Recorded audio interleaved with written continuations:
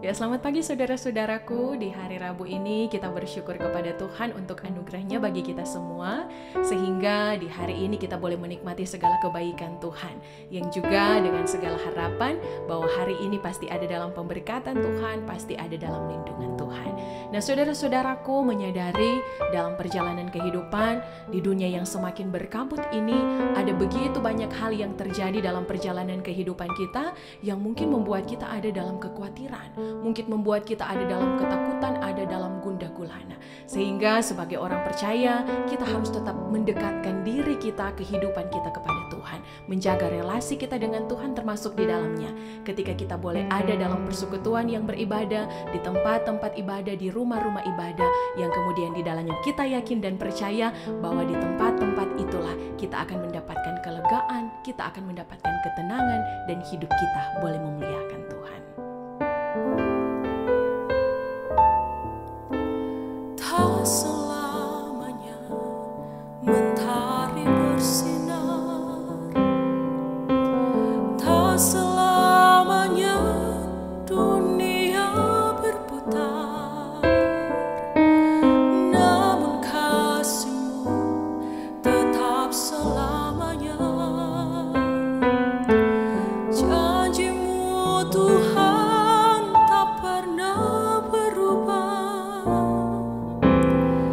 Selamanya ku cintai tempat kediaman-Mu Tuhan. Selamanya ku kagumi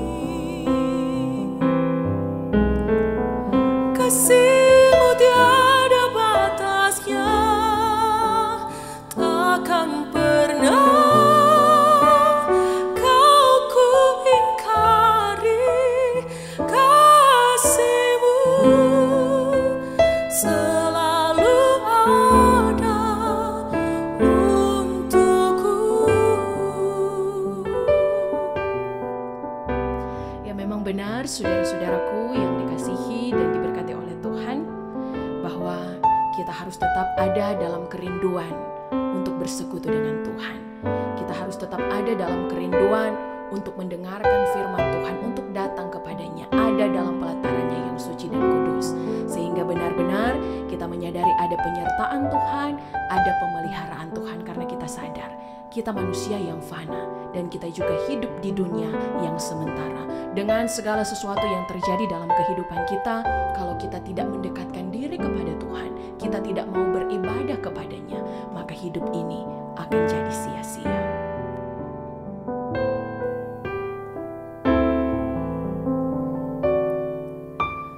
Tak selamanya mentari bersinar, tak selamanya dunia berputar, namun kasih-Mu tetap selamanya. Janji-Mu Tuhan tak pernah berubah.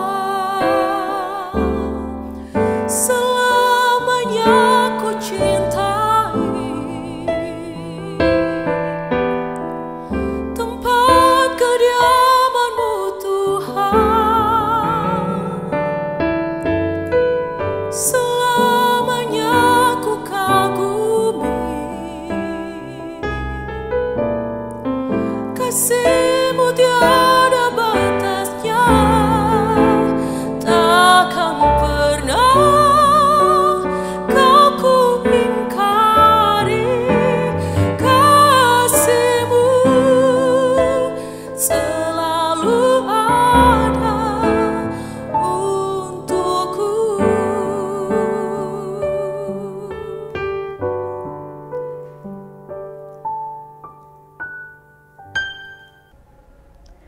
Saudara-saudaraku yang terkasih di dalam Tuhan, marilah berdoa. Kami naikkan pujian syukur kepadamu ya Tuhan, dalam tuntunan perlindungan-Mu bagi kami. Kami boleh bangun dengan tubuh yang diberkati. Sungguh kami bersyukur kami boleh ada di hari baru ini. Dan kami pun bersyukur ketika kami akan merenungkan firman-Mu. Ajar kami lewat firman-Mu ini, Bapa. Bekalilah kami dan tuntunlah kami selalu. Berfirmanlah di dalam nama Tuhan Yesus Kristus, Juru Selamat kami yang hidup. Amin. Bacaan Alkitab di hari ini terdapat di dalam Bilangan pasal yang ke-10, ayat yang ke-7 yang berbunyi begini. Tetapi untuk menyuruh jemaah berkumpul, kamu harus meniup saja tanpa memberi bunyi peringatan. Saudara-saudaraku yang terkasih di dalam Tuhan, beberapa hari ini kita berbicara tentang Nafiri. Hari ini kita berbicara bagaimana mengumpulkan jemaat. Ketika kita mau beribadah, maka ada lonceng gereja yang dibunyikan. Ketika lonceng pertama dibunyikan, itu berarti bahwa jemaat diberikan waktu untuk bersiap-siap di rumah. Ketika lonceng yang kedua juga dibunyikan dengan tanda yang berbeda dari sebelumnya, itu memperlihatkan bahwa marilah kita beranjak dari rumah kita dan menuju ke gedung gereja. Dan ketika lonceng dibunyikan untuk yang ketiga kalinya dengan bunyi jumlah yang berbeda juga, maka itu mau mengatakan kepada kita bahwa kita siap untuk beribadah dan kita sudah ada di dalam gereja. Kita belajar bagaimana kita peka terhadap suara Tuhan lewat media yang Tuhan gunakan. Ketika lonceng gereja dibunyikan, maka kita bersedia hati, bersiap diri untuk beribadah kepada Tuhan. Kita belajar untuk bagaimana membedakan bunyi, bagaimana membedakan tanda yang diberikan kepada kita. Tetapi saudara-saudara, apa gunanya lonceng gereja kalau diri kita tidak siap untuk beribadah? Nah, saudara-saudara, kita menyaksikan bahwa ada begitu banyak hambatan, ada begitu banyak tantangan yang dihadapi orang-orang untuk dapat beribadah, bersekutu bersama di rumah Tuhan.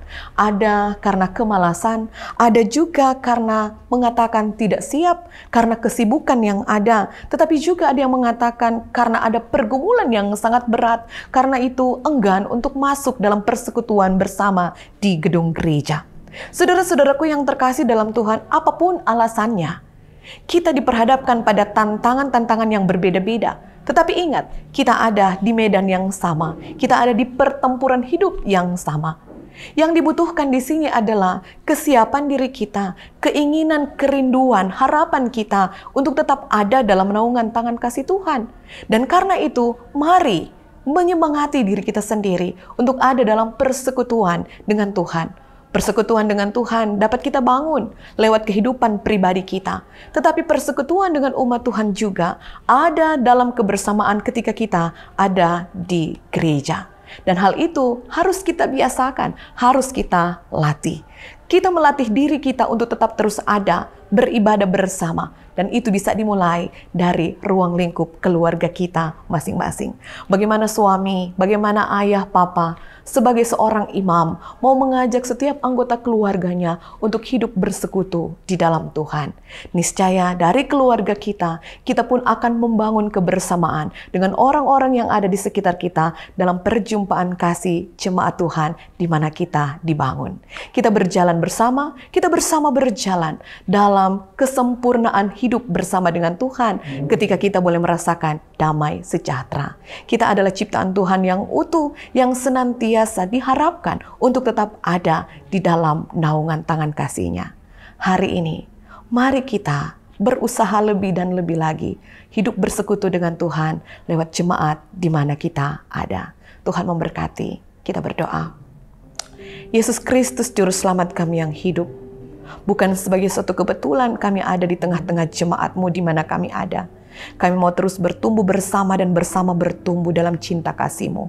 Kehadiran orang-orang yang ada di sekitar kami membangun diri kami menjadi pribadi yang lebih baik lagi. Dan biarlah setiap perjumpaan yang Kau beri bagi kami memberi satu pengharapan, memberi satu semangat, memberi satu inspirasi sehingga kehidupan kami semakin diubahkan oleh-Mu. Tuntunlah kami selalu ya Tuhan. Di dalam nama Tuhan Yesus Kristus kami berdoa. Amin.